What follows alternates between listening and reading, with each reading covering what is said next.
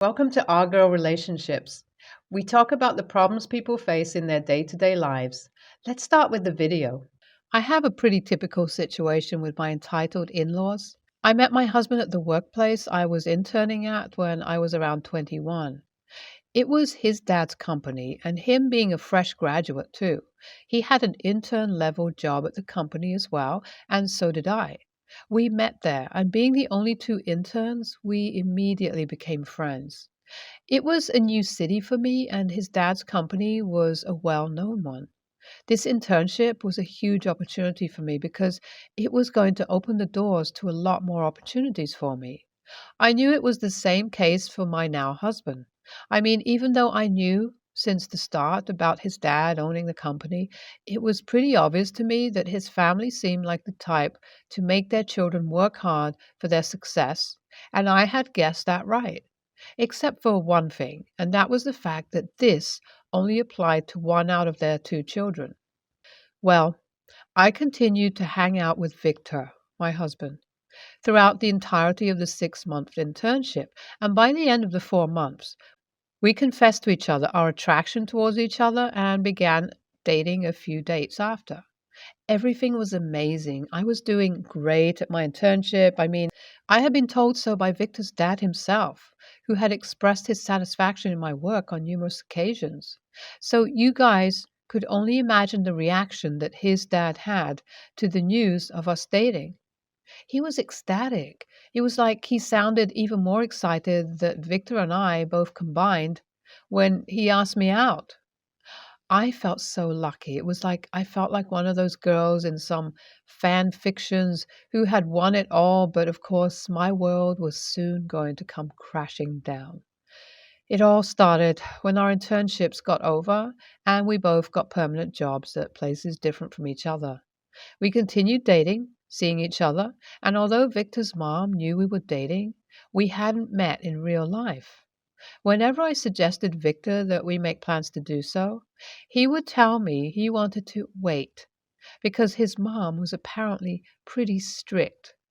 Although I understood what he meant, I never knew the extent of it, and by the time I did, I realized he was just trying to protect me from her. I first met Karen, my mother in law, after 1 year of dating.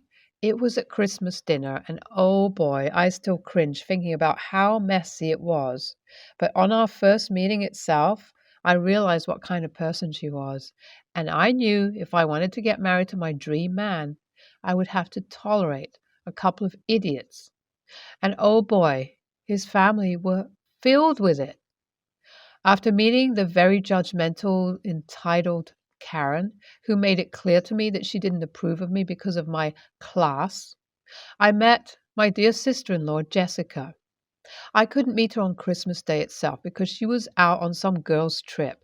And honestly, I'm glad I didn't meet the both of them together on the same day because I truly would not be able to stay with Victor if I met them both together. Well, the moment I met Jessica, it was pretty obvious that she was the princess of the house. I mean, she was the youngest in her entire extended family and had a say in everything. It was made clear to me by my father in law, who jokingly said that I'll have to be accepted by Jessica to be accepted by everyone. Well, guess what? I wasn't. I mean, why would she like anyone that tried to steal her brother dearest's attention away from her at the slightest? She made her dislike towards me very evident. She hadn't even batted an eye at me or said hello. She just knew she didn't like me, and of course, whatever the princess says, the family agrees. It didn't take long for most of his family to start disliking me. I mean, they would either hate me or avoid me, knowing that if they said anything else, they'd lose the job they had at my father's in law's company. That set the trend for me. Everywhere I'd go with the family, I became the barn of all jokes. I was the one who had to hear all the taunts and all the degrading comments. I still remember how I would cry myself to sleep every single night because I just couldn't get myself to understand why all this happened. This didn't last long though, because the moment I got married to Victor, I knew what I was getting myself into and started taking a stand for myself, even if it got me into a lot of arguments. My lead was soon followed by Victor, who would argue with his parents for me as well. Needless to say, I had become the most hated person in the family, but honestly, I couldn't care any less because at least it meant that I could live in self respect. This is what brings me to my current situation as well. Now, even though I don't have the best relationship with my in laws, I don't hold my husband back from having a relationship with them. So at least once a month, they come over for dinner. Now, I don't have a problem with that. I do my job of cooking and serving them a warm meal, make small talk, and then leave the four alone to have their only family time. Well, that is how things had been going recently until I noticed that there were really specific things disappearing from my house, like a couple of expensive pieces of jewelry, like small rings and earrings. Now, if it was just one thing, I could chalk it up to my misplacement and let it go. But the fact that it were multiple things that could easily add up to a couple of $1,000 made me want to decide to open and check out the security footage of our house. And there I had it. In clear, high definition, videos of Jessica stealing those pieces. I immediately showed it to my husband, and he was stunned. It was like he, too, had his last straw with her, and we decided to go to the lawyers immediately to file a lawsuit. Now, the word spread, and my in laws called me up to berate me, then hung up while laughing at my face, telling me that they'll easily defeat me. I just wished them good luck before hanging up. Now, a couple of weeks have passed since everything went down. It's pretty obvious that with my proof, they're going to lose. So they've been trying to reach out to me and my husband with their fake apologies, berating us for not forgiving them and letting family matters stay in family. I was pretty self assured in my decision until I talked to my mom, who made me question my decision by asking me if I wouldn't expect someone to side with my younger sister, too, who is of Jessica's age, if she did something like this. Now, I'm finding myself questioning my decision. So, AITA, I received a call from my husband's cousin who wanted to talk to me about this situation, and it seems like my in law's hesitancy towards settling this matter out of court doesn't just stem from their fear of losing the lawsuit, but also more things that have been brewing in the background. She's invited me over to her place to talk about the same. I will update you all once that happens. I met with Melissa, my husband's cousin, today, and well, to put it in short, my in laws are royally screwed. If losing the lawsuit wasn't good enough karma for them, the fact that a lot of their relatives have come forward with their evidence of my sister in law stealing from them and threatening to sue them has started to come up. This only goes to show how fed up everyone is with Jessica and my in laws' shenanigans. And so they're doing everything in their power to try to cover up the fact that they're about to face multiple lawsuits. If just a couple of more lawsuits get reported under their name, it's not just going to hurt their pockets, but also ruin their name because our local media is fast to catch up on things like these. But in all honesty, I can't get myself to feel even an inch of empathy for these people. Hi everyone, here's a final update. A lot has happened since I last updated, and even though I had a lot of requests for updates, I decided to stay quiet until everything became finalized, and well, here it is. Not all of the relatives ended up filing a lawsuit against my in laws, but a few did, and that was enough to set everything ablaze for my in laws. They were swamped up with the media for days, and with such overwhelming evidence, Jessica was sentenced to jail time. It was heartbreaking to see a girl who had all of her future ahead of her go to prison. But no one's going to help you if you can't help yourself, you know? Currently, my in laws are just trying to get their matters together as most of the relatives have cut them off. Surprisingly, a lot of them have reached out to me as well to thank me for helping them take a stand for themselves. Almost made me feel like a superhero there. Ha ha. Well, regardless, I hope this has been a well deserved lesson for both my in laws and Jessica. NTA, someone needs to put Jessica in place, and you have it in you, OP. Don't let anyone change your decision. NTA, your mom is just having her maternal instincts going off. Don't hold yourself back, OP. Recently, I hosted a family gathering. I served coleslaw, fruit salad, and cooked meatballs from scratch with a family recipe. I boiled spaghetti as well and put it in a bowl separately from the meatballs. My sister was the only family member of mine in town at the moment, so she arrived early. She asked to help in the kitchen, and I allowed her to do so, assuming she would not sabotage my cooking. When I walked back into the kitchen, to my horror, I saw and smelled that she poured maple into the pasta and meatballs and mixed them into the same bowl. I asked her what the hell she did. She looked confused and responded that she added syrup to the spaghetti. What she did was so shocking that it amused me, and I questioned her reasoning for this move. She said that pasta was a carb and made of wheat, just as pancakes, and that meatballs were red meat, just as bacon, so her combination was normal and would taste good. I simply shook my head and said, "No." It took me a second to comprehend, but she ruined the meal I made. I asked her to make something to make up for what she ruined. She did as I asked, but I had to stop her after she took my Wonder Bread, peeled off the crusts, and spooned coleslaw onto her sandwich. I gave up and told her to stall our guests while I boiled pasta. Making meatballs would take an incredibly long amount of time. When I was done, I told her that she can eat the coleslaw sandwich which she made for dinner because I could not afford to waste more food. When my family and I sat at dinner table to eat, she would try to passive aggressively bring up how I did not let her eat what everyone else was having. I then brought up that she ruined my meatballs with maple syrup. My brother asked us what had happened. I explained how our sister poured syrup into the meal I had cooked. My brother winced and said that despite how unappetizing her combo sounded, it was cruel to not let her eat what everyone else was having and make her eat a horrible sandwich. I told him that's she made the sandwich and that she can eat it. I do feel like I was honestly being an a-hole in this scenario. Now I am asking wise folks of Reddit to tell me if I was being an a-hole. NTA, and I believe she is either developmentally challenged or she was deliberately attempting to sabotage your meal for who knows what kind of cockamamie reasons. For starters, no one just waltzes into someone else's home and adds ingredients to something that is cooking. That is just really poor manners because presumably the person cooking has decided how the dish will be prepared. If the chef asks for an opinion after offering a taste, someone can suggest.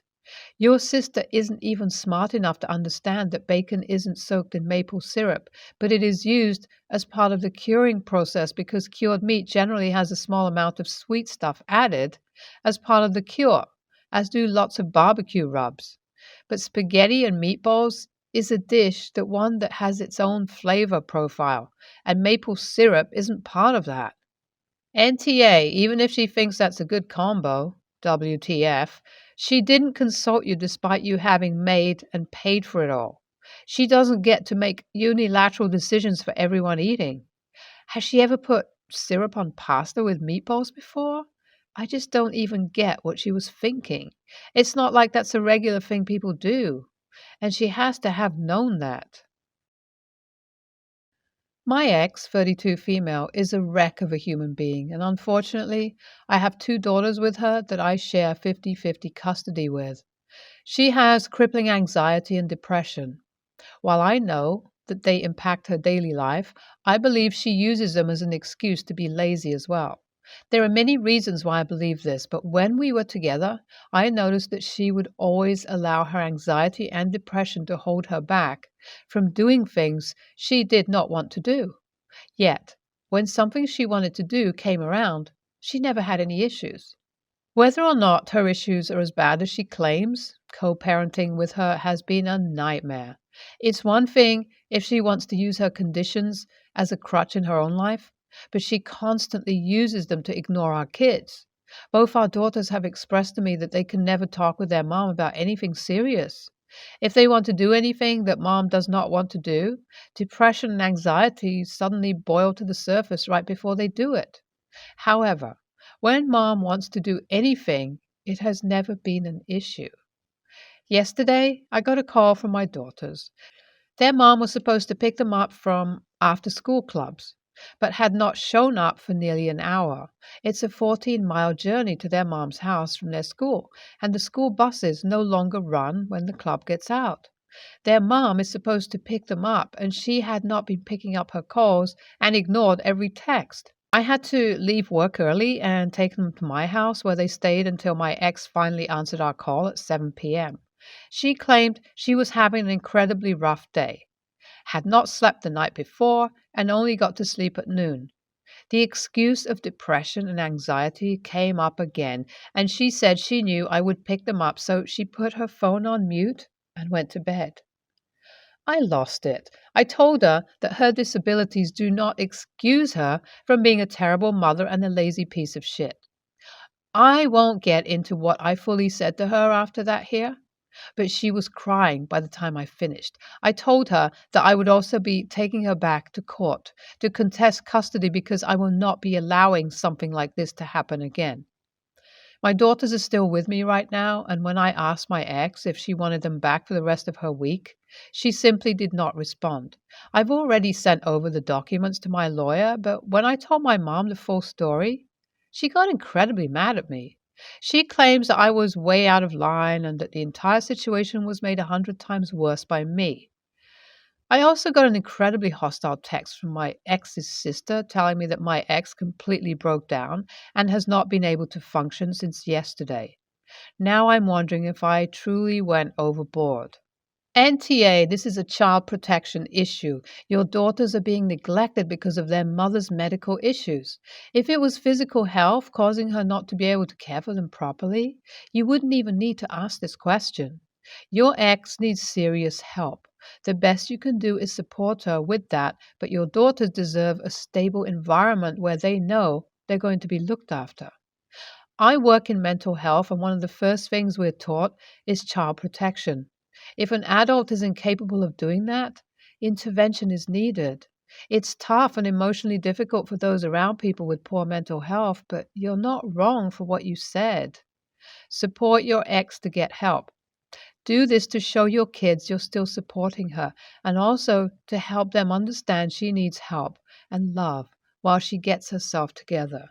NTA for calling her out on just abdicating her responsibilities to pick up the kids. She could have just texted you and asked if you would mind, or maybe try to get someone else to pick them up for her. Anxiety and depression can definitely cause you to neglect your own well being and make everyday life harder. But having a mental illness does not excuse you from parental responsibility. It's the right move to change the custody arrangement and give your ex time to focus on getting herself to a healthier place. You probably owe her an apology for how you unloaded your feelings onto her and how you phrased it, even if she needed the reality check. Not saying I would have been able to hold a respectful conversation about it either, just putting out there that apologizing for the wording might be a start to a healthier co parenting situation. NTA for taking care of your kids. It would have taken her a hot minute to text you and let you know you needed to pick them up, and she didn't. She is an AH for that. I say the following as someone who also has to deal with a manipulative, mental health suffering ex who pulls the same shit as you describe in your post. So I do actually know how damn frustrating it is, and I do understand getting to the point where you just snap. I learned the hard way by doing exactly what you did. Soft YTA for the name calling. You should have stayed calm, explained your concerns like a mature adult. If you had to speak directly with your ex at all, and not subject your kids to more conflict when they already have such a crap time putting up with your ex. Go for full custody by all means, but don't engage with your ex anymore. Manipulative people will drag you down to their level, then beat you with experience. All the best, OP.